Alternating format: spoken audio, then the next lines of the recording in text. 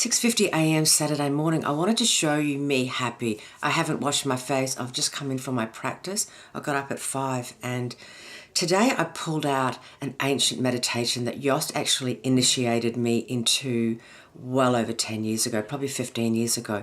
It is kind of known as a really indigenous form of meditation because it's ecstatic and you're making sounds, and the sounds, it sounds a bit kind of Pentecostal. It can sound like that, but it's actually the sounds of the organs, and it all just starts coming up and bubbling through, and you stamp your feet and then you receive, and there's a particular words you sing, and which is native to all people's language. So we sing like an English spoken version and whatever.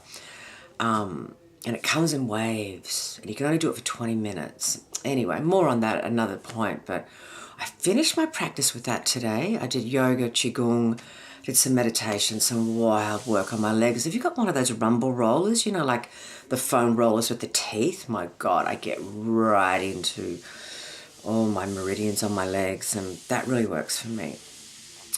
On happiness, I feel that the more I work towards my destiny, that is what true and real happiness is. I understand there's snippets of happiness, and I really understand why everybody cannot go down into their darkness, you know, because people have to keep their shit together. They've got kids, they've got full-on jobs. I mean, you know, everyone's got to stay pretty superficial and surface in order to survive.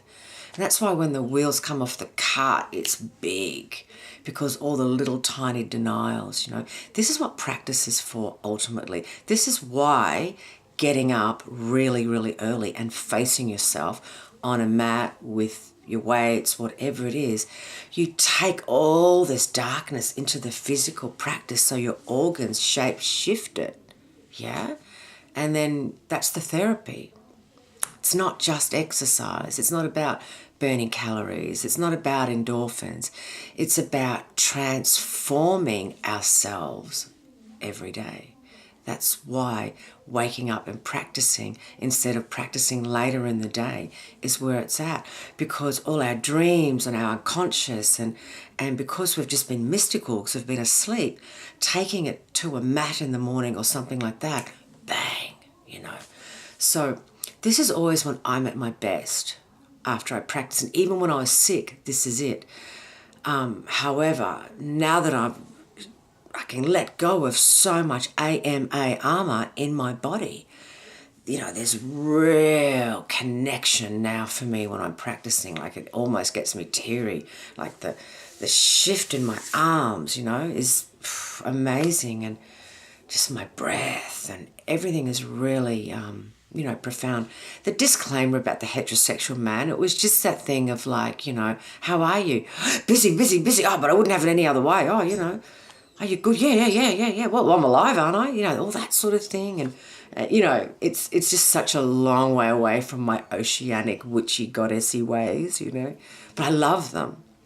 But I always find it funny because, you know, it comes across as really one-dimensional to me, and a facade, and this is what you should say, and this is how you should be seen, and this is the way it is, you know.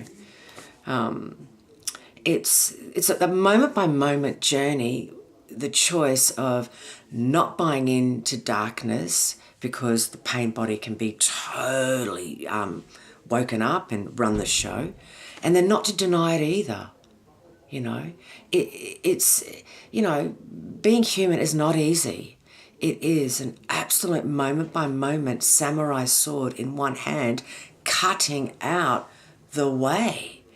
Jose shared with me the most remarkable Steiner story around the middle way and what it actually means, and it's really stayed with me. I'll share that with you at a later date. But for now, I've got to jump in the shower and get my shit together for going to the markets. I think Bunny's awake. Do you want to meet her? No, she's not awake. I don't want to wake her up. You'll see her later when we get to the cottage. I'll speak to you soon.